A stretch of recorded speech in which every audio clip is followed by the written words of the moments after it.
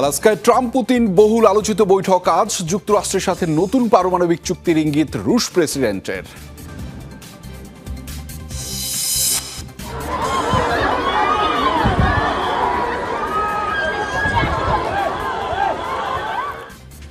ভারতের জম্মু কাশ্মীরে ভারী বর্ষণ আর আকস্মিক প্লাবনে শতাধিক প্রাণহানির শঙ্কা।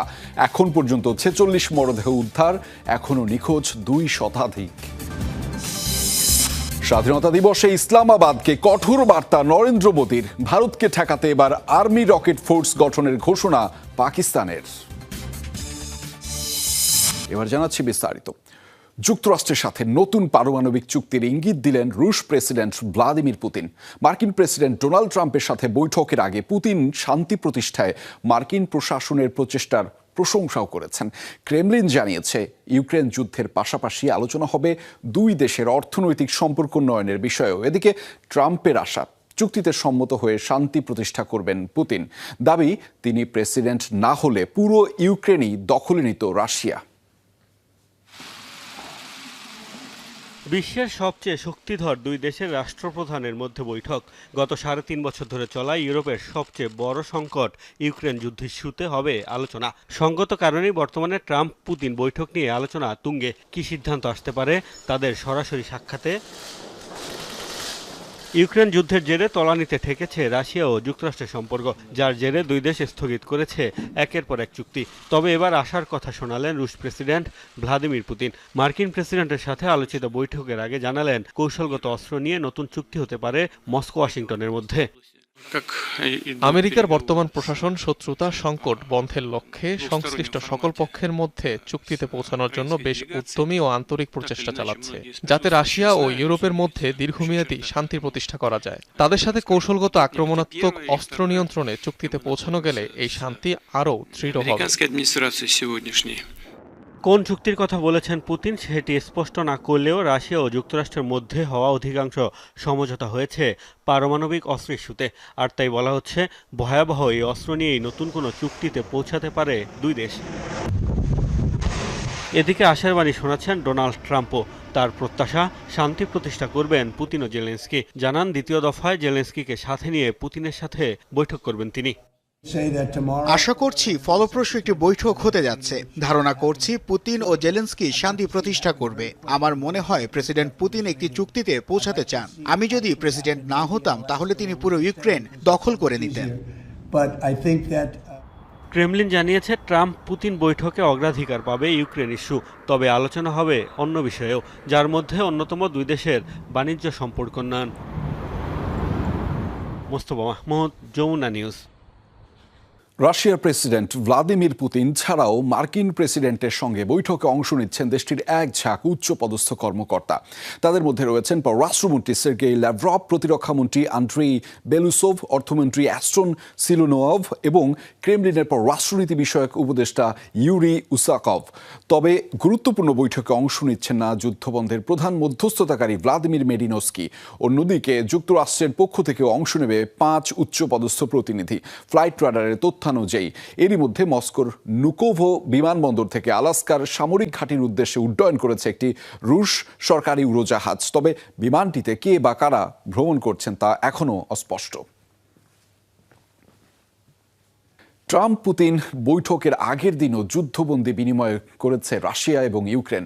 বৃহস্পতিবার সংযুক্ত আরব আমিরাতের মধ্যস্থতায় 84 জন করে বন্দী বিনিময় করে 2 দেশ, নিশ্চিত করেছে রাশিয়ার পররাষ্ট্র মন্ত্রণালয়। টেলিগ্রাম চ্যানেলে বন্দী বিনিময়ের একটি ভিডিও ফুটেজও প্রকাশ করেছে মস্কো। মুক্তি পাওয়া রুশ বন্দীরা বর্তমানে বেলারুশে রয়েছেন। সেখানে প্রয়োজনীয় চিকিৎসা শেষে নিজ দেশে ফিরবেন তারা। যুদ্ধের মধ্যে নিয়মিতই বন্দী বিনিময় করছে রাশিয়া এবং ইউক্রেন। সংযুক্ত আরব আমিরাত ছাড়াও এতে মধ্যস্থতায় করছে যুক্তরাষ্ট্র।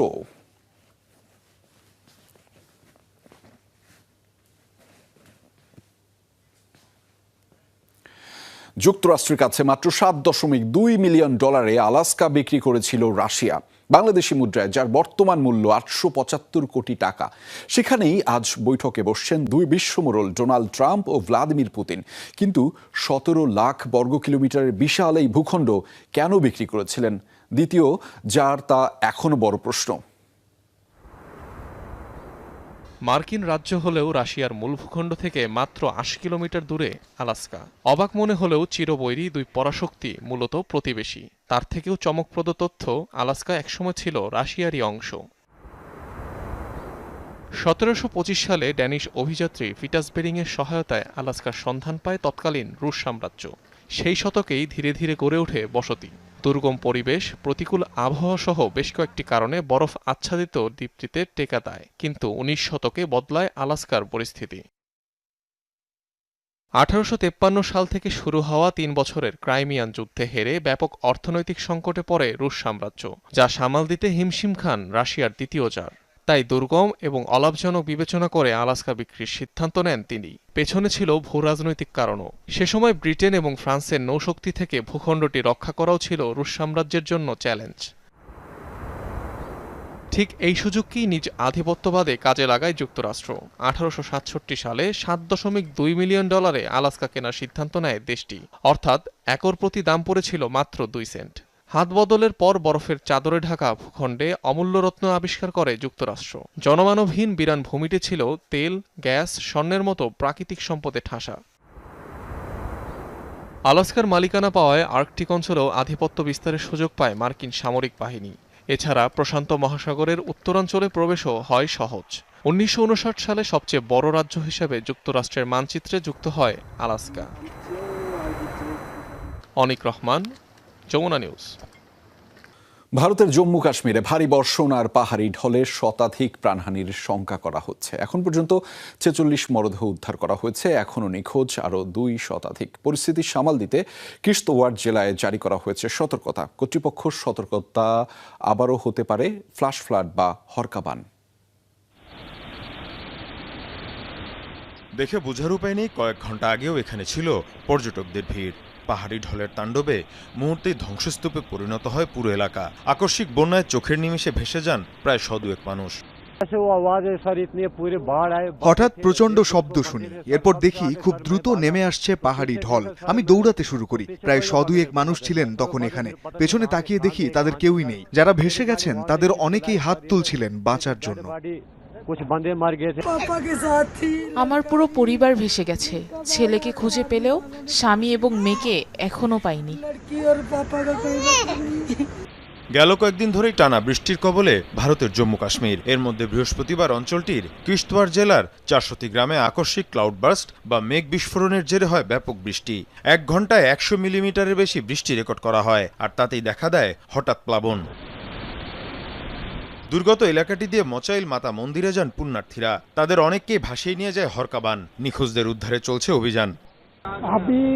এখনো প্রায় ১৫০ মানুষ ধ্বংসস্তূপের নিচে চাপা পড়ে আছে। দেখা যাক কিভাবে এই উদ্ধার কাজ আমরা শেষ করতে পারি।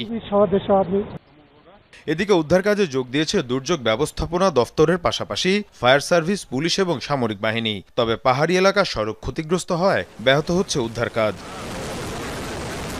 মীর মুশফিকা হাসান, যমুনা নিউজ। পাকিস্তান পরমাণু হামলার হুমকি দিলে তা কঠোর জবাব দেওয়া হবে, এমন হুঁশিয়ারি দিয়েছেন ভারতের প্রধানমন্ত্রী নরেন্দ্র মোদী। ভারতের স্বাধীনতা দিবস উপলক্ষে দেয়া ভাষণে এই হুঁশিয়ারি দেন মোদী। বলেন, পারমাণবিক হামলা করা নিয়ে ভারতকে ব্ল্যাকমেইল করে আসছে পাকিস্তান, এটি কোনোভাবেই সহ্য করা হবে না। সিন্ধু নদের পানি পাকিস্তানের সাথে ভাগাভাগি করা হবে না বলেও জানিয়েছেন মোদী। বলেন, পানি বন্টনে একটি প্রক্রিয়া নির্ধারণের জন্য ১৯৬০ সালে ভারত ও পাকিস্তানের মধ্যে সিন্ধু পানি চুক্তি স্বাক্ষরিত হয়, কিন্তু কাশ্মীরের পাহেলগামে সন্ত্রাসী হামলার পর এই চুক্তি স্থগিতের কথা জানায় ভারত। কৃষকদের স্বার্থের সাথে আপোষ করা হবে না বলেও জানান মোদী। অপারেশন সিন্দুরকে সিন্ধু পানি চুক্তি ভারতের জনগণের প্রতি অবিচার ছিল। ভারতের পানির উপর অধিকার কেবল ভারত এবং তার কৃষকদের। আমরা পাকিস্তানের পারমাণবিক হামলার হুমকি সহ্য করব না। ভারতীয় সশস্ত্র বাহিনী তাদের উপযুক্ত জবাব দেবে। আর্মি রকেট ফোর্স নামে সামরিক বাহিনীর নতুন ইউনিট গঠনের ঘোষণা দিল পাকিস্তান। দেশটির স্বাধীনতা দিবস উপলক্ষে এই ঘোষণা দেন প্রধানমন্ত্রী শেহবাজ শরীফ। বিভিন্ন ধরনের রকেট, হাইপারসনিক ও ব্যালিস্টিক মিসাইলের তত্ত্বাবধানের দায়িত্বে থাকবে এই রকেট ফোর্স। শত্রুপক্ষের যে কোনো আগ্রাসন ঠেকানোর পাশাপাশি পাল্টা আঘাত হানতে আধুনিক প্রযুক্তির সমন্বয়ে গঠন করা হবে এই উইং।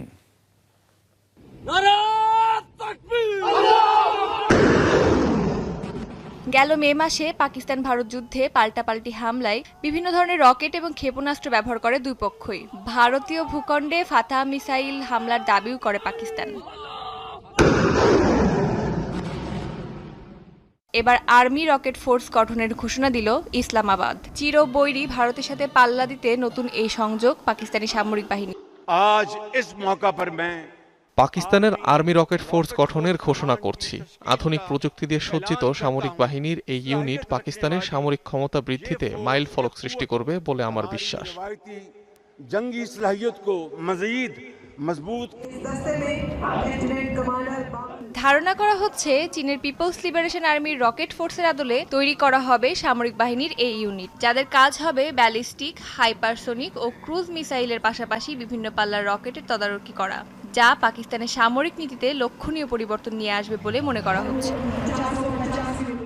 1947 সালে ব্রিটিশ শাসন থেকে মুক্তি পাওয়ার পর থেকেই পাল্লা দিয়ে নিজেদের সামরিক সক্ষমতা বাড়িয়ে যাচ্ছে পারমাণবিক অস্ত্রধারী দুই দেশ পাকিস্তান ও ভারত। অস্মিতা বিশ্বাস, যমুনা নিউজ।